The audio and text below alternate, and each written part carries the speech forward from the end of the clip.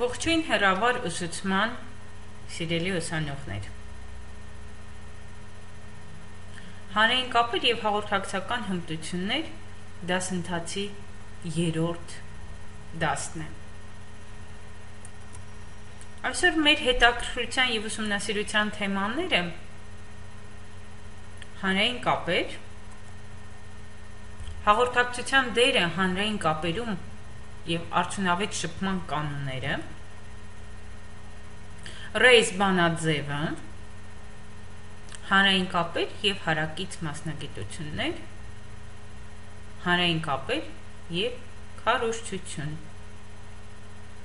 քարոզչության և հանրային կապերի տարբերությունները։ Այս հիմնական թեմաները, որոնց առնչությամբ ես կփորձեմ կրկին սլայդների միջոցով բացահայտել ձեզ համար, պետք է ասեմ, որ Հայաստանում այսօր ամենաշատ քննարկվող թեմաներից մեկն է և շատ հաճախ հանրային կապերը տարբեր մասնագիտությունների հետ են համեմատում և նույնիսկ ասում են, որ նման երևույթ գոյություն չունի կամ չկա, կամ դա մարքեթինգի մաս է, կամ սոցիոլոգիայի մաս է, կամ յուրաքանչյուր մասնագետ փորձում է PR երևույթը զետեղել իր մասնագիտության առանցքում։ Բայց պետք է ասեմ, որ հանրային կապեր երևույթը վաղուց դարեր շարունակ փորձել է իր աշխատանքը անել մասնագետների շնորհիվ և առաջին անգամ փաստորեն Թովմաս Ջեֆերսոնը որպես արտահայտություն public relations օգտագործեց իր 7-րդ ուղերձի սևագրությունը։ Հիմա հերթով։ Հանրային կապեր կամ public relations նշանակում է հանրային հարաբերություններ, եթե բառացի փորձենք հայերեն թարգմանել։ Բայց քանի որ հայերենում նաև ճիշտ չի հնչում, դրա համար մենք վերցրել ենք բանասերների հետ խորհրդակցելով, վերցրել ենք այն տարբերակը, որ կոչվում է հանրային կապեր, որովհետև մեր խնդիրը հանրության և պետության, հանրության և գերատեսչության, հանրության և հասարակական կազմակերպության, հանրության և բուհի, այսինքն կապ հաստատել և փոխադարձ բարի դրացիական հարաբերությունների հաստատում, պահպանում, հեղինակության ձեռքբերում և մեր մասնագետներից գործը հանրային կապերի ոլորտում աշխատող բավականին դժվար է, պետք է ասեմ։ Սեմ Բլեքը, որը հայտնի տեսաբան է և նաև հանրային կապերի մասնագետ, այսպիսի ձևակերպում է տվել և ձեր ուշադրությունն եմ ուզում հրավիրել դրա վրա, որովհետև հստակ բոլոր բառերը և արտահայտությունները բնորոշում են, ինչ ասել է հանրային կապեր։ Բլեքն ասում է, հանրային կապերը գիտություն է, մշակույթ, մեթոդների, հնարների, տեխնոլոգիաների միաձուլում, ուղղված արտաքին միջավայրի հետ փոխհամաձայնության հասնելուն, որը հիմնվում է ճշգրիտ և ամբողջական տեղեկատվության վրա։ Հանրային կապերը կազմակերպության կառավարման ինքնուրույն տարր է, որի հիմքում հաղորդակցությունն է։ Վերջինս ընկալվում է որպես տեղեկատվության փոխանակում մարդկանց միջև։ Այստեղ ուզում եմ ասել, որ հանրային կապերի մասնագետի խնդիրն է ուսումնասիրել հանրային կարծիքը, վարքագիծն ու հարաբերությունները, թիրախավորել լսարանը, մշակել լսարանի վրա ազդեցության մեթոդներ, ռազմավարություն, ձևավորել կազմակերպության կամ անհատի դրական կերպարը, ստեղծել վստահելի գործընկերոջ կերպար և վերջապես կարողանալ պահպանել այս ամենը, ինչ որ ստեղծվում է։ Հանրային կապերն օգնում է հասկանալու կազմակերպության և հասարակության փոխադարձ հարաբերությունները, վերլուծում է քաղաքականության, հակամարտությունների ազդեցությունը հասարակության վրա։ Հանրային կապերի հիմնական գործառույթներից մեկը հանրային կարծիքի ձևավորումն է։ Եվ անհրաժեշտության դեպքում հանրային կապերի մասնագետը հանրային կապերի գործիքների օգնությամբ կարող է փոփոխել արդեն ձևավորված հանրային կարծիքը Եվ թերևս այս ամենի հիմքում էլի նշում եմ ընկած է հաղորդակցությունը։ Հանրային կապերի մասնագետ Սեմբլեքն առաջարկում է 9 կանոն արդյունավետ շփում իրականացնելու համար։ Ես կներկայացնեմ այդ 9 կանոնները, որոնք գործնականում կօգնեն ձեզ։ Առաջինը դա միշտ պետք է հենվել ճշմարտության և ամբողջական տեղեկատվության վրա։ Երկրորդը տեղեկատվությունը պետք է լինի հստակ և հասկանալի։ Երրորդ ոչ մի բան չպետք է չափազանցնել։ Չորրորդ հիշել, որ լսարանի կեսը կանայք են։ Հինգերորդ շփումը դարձնել գրավիչ, անմիջական, խուսափել ձանձրալի դառնալուց։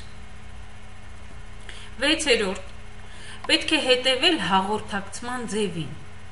Ինչ է սա նշանակում, այն չպետք է լինի ոչինչ ու ոչ էլ արտասովոր, այսինքն ինչքան բնական, այդքան ավելի լավ։ 7-րդ հանրային կարծիքի ուսումնասիրման համար ժամանակ չխնայել։ Հանրային կապերի մասնագետի համար ամենակարևորը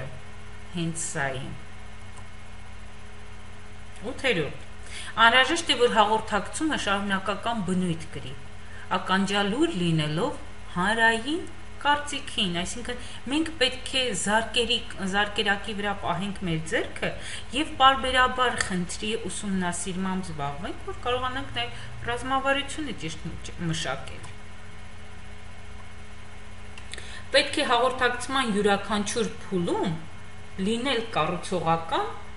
ու համոզիչ։ Հանրային կապերի գործունեությունը հիմնականում բաղկացած է 4 տարբեր, բայց միևնույն ժամանակ իրար հետ փոխկապակցված մասերից։ Սա ռեյս բանաձևն է։ Առաջին մասը վերլուծություն, հետազոտություն և խնդրի գիտակցում։ Երկրորդը դա ծրագրերի մշակման փուլն է։ Երրորդը հաղորդակցություն և ծրագրերի իրականացում։ Չորրորդը արդյունքների հետազոտում, գնահատում և հնարավոր վերամշակում։ Այս 4 մասերը անվանում են ռեյս, այն հետևյալ բառերի հապավումն է։ Խնդրեմ ուշադրություն հրավիրեք, հետազոտում, գործողություն, հաղորդակցություն, գնահատական։ Քանի որ հանրային կապերը ժողովրդավարական ծագում ունի և քաղաքացիական հասարակության զարգացման արդյունք է, տարբերվում է տոտալիտարիզմին հատուկ այնպիսի բաղադրիչներից, ինչպիսին է քարոզչությունը։ Նրանց հիմնական տարբերությունը նպատակների մեջ է։ Այստեղ ես ուզում եմ ձեր ուշադրությունը հրավիրել Գեբելսի մի մտքի վրա, ով ասում է, որ քարոզչությունը քաղաքականության գործիք է համարվում, որի նպատակը գլխավոր խնդիրը օբյեկտի սուբյեկտին ձեռնտու աշխարհայացքի ձևավորումն ու դրա պահպանումը, իսկ հանրային կապերի գլխավոր նպատակը համաձայնության հասնելն է։ Ուզում եմ ձեզ համար նաև տարբերակել տարբերությունները, որովհետև մեզնում հաճախ դրանք նույնացվում են։ Քարոզչությունը միակողմանի հաղորդակցությունն է, վերլուծություն չպահանջող գործողություն։ PR-ը երկկողմանի հաղորդակցություն է։ Քարոզչությունը տեսակետի պարտադրում ու տեղեկատվական ճնշում է, իսկ հանրային կապերի դեպքում տեղի է ունենում հասարակական կարծիքի ձևավորում, հիմնված օգտակարության, ընդունվածության վրա, ինչպես նաև կազմակերպության գործունեության առաջարկած օգուտները հասարակությանը։ Քարոզչությունը կարող է հաշվի չառնել էթիկական նորմերը։ Հանրային կապերը հիմնված է էթիկայի վրա։ Նպատակն արդարացնում է միջոցները, քարոզչության դեպքում հնարավոր է փաստերի աղավաղում ու կեղծում, իսկ հանրային կապերի կեղծ, վնասակար կամ կասկածելի միջոցները երբեք չեն արդարացնում նպատակները։ Քարոզչությունն անհրաժեշտության դեպքում թաքցնում է փաստերը։ PR-ը համոզում է փոխհամաձայնության հասնելու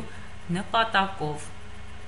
Քարոզչությունը ստիպում է մարդկանց ընդունել որոշ տեսակետներ, մերժելով ցանկացած ուրիշը։ PR-ը բացառում է բացասականը, չի բացառում, չի մերժում, այլ հարկադրում է կառուցողական համագործակցություն, դրանց զուգորդելով որոշակի փաստեր։ Քարոզչությունը միակողմանի, խիստ կենտրոնացված, հանրության վարքագծի վրա տոտալ ներգործություն ունեցող գործողություն է։ PR-ը հիմնվում է հավաստի տեղեկատվության և ոչ ապատեղեկատվության ու կեղծիքի վրա։ Սա մեկ ընդմիշտ պետք է հիշել, որովհետև շատ հաճախ կեղտոտ տեխնոլոգիաները խառնում ենք PR-ի հետ և ասում ենք, որ PR մասնագետը կեղծիք փուչիկ ստեղծող մեկն է։ PR մասնագետի համար կարևորը փաստերի առկայությունն է և դրանց հետաքրքիր մատուցումը։ PR-ը մարդկանց ներկայացնում է առաջարկներ, որոնք նրանք կարող են ընդունել սեփական կամքով։ Թերևս այսքանը։